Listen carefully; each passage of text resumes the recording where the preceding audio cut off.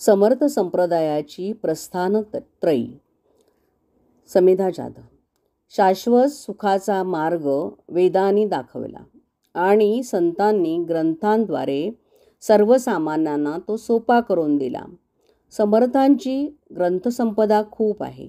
त्यापैकी श्रीमद दासबोध, मनोबोध म्हणजे मनाचे श्लोक आणि आत्माराम हे 3 ग्रंथ समर्थ संप्रदायाची प्रस्थानत्रयी मानली जाते. दासबोध हा श्रुतीप्रधान, मनोबोध स्मृतीप्रधान, तर आत्माराम हा न्यायप्रधान आहे. दासबोध ग्रंथ हा गुरुशिष्य संवाद आहे. 20 दशकं, 200 समास आणि 7751 ओव्या असे या ग्रंथाचे स्वरूप आहे. प्रत्येक दशकातील 10 समासात एक विषय विस्ताराने मांडला आहे. स्तवनाने आरंभ झालेला हा ग्रंथ आपल्याला आत्मज्ञानाच्या खोल गाभ्यापर्यंत घेऊन जातो. प्रपंचापासून ब्रह्मैक्य साधण्यापर्यंतचे सर्व विषय या ग्रंथात आहेत. सामान्यांचे अज्ञान दूर करून मानवी जीवनाला पूर्णत्व म्हणजेच मानवी जीवनाचा उद्धार हा या ग्रंथाचा मूळ हेतू आहे. यामध्ये भक्तिमार्ग विशद केला आहे. आपल्या दैनंदिन जीवनाला स्पर्श करणारे सर्व विषय हाताळले आहेत.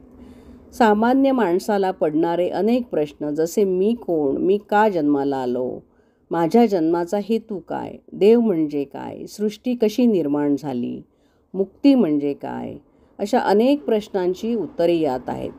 ग्रंथ सोप्या मराठीत असल्याने सामान्यांना सहज उमजतो. त्यामुळे या ग्रंथाची पारायणेही होतात. समर्थ म्हणतात, हा ग्रंथ वाचणाऱ्याला रोकडी प्रचिती येणारच. मनोबोध या ग्रंथात समर्थांनी उपनिषदाचे सारच मांडले आहे.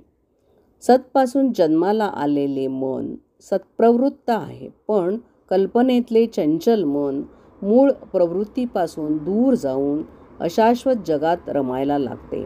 हे जाणून समर्थांनी या मनालाच उत्तम विचार करायला प्रवृत्त केले आहे.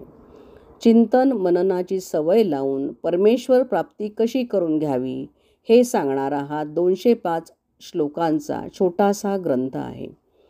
कर्म, भक्ती, ज्ञान असा त्रिवेणी संगम यात आहे. स्तवनाच्या श्लोकातच समर्थ म्हणतात, गमूपंथ आनंत या राघवाचा. समर्थांना सर्वांनाच राघवाच्या पंथावर न्यायचे आहे. देहबुद्धी आणि अहंकार हे ज्ञानमार्गातील अडसर आहेत. फलश्रुती समर्थ म्हणतात, मनाची शते ऐकता दोष जाती, मती मंद ते साधना योग्य होती. तिसरा आत्माराम हा वेदांतपर ग्रंथ गुरुशिष्य संवादात्मक आहे. समर्थांच्या मनातील शिष्यांबद्दलच्या करुणेपोटी या ग्रंथाची निर्मिती झाली. या ग्रंथाचे 5 समास असून ओवी संख्या 183 आहे. यात श्रवणाचे महत्त्व सांगितले आहे. समर्थ म्हणतात, साधकाने शुद्ध चरित्र असलेल्या संतांच्या मुखातून उपदेश ग्रहण करावा. या ग्रंथात मायेचे यथार्थ वर्णन आहे. माया 2 प्रकारची असते. मग मन जेव्हा इंद्रियांच्या पातळीवर विचार करते तेव्हा ती माणसाच्या बंधनास कारण ठरते. विचार परमात्म्यासंबंधी असतील तर माया बंधनातून माणसाला मुक्त करते. यातील 4थ्या समासात समर्थांनी साधकाला मायेतून बाहेर पडण्याचा मार्ग सांगितला आहे. भगवंताची भक्ती केल्यास वेदातील तत्त्वज्ञान जीवनात उतरते. माणसाला परब्रह्माचा प्रत्यक्ष अनुभव घेता येतो.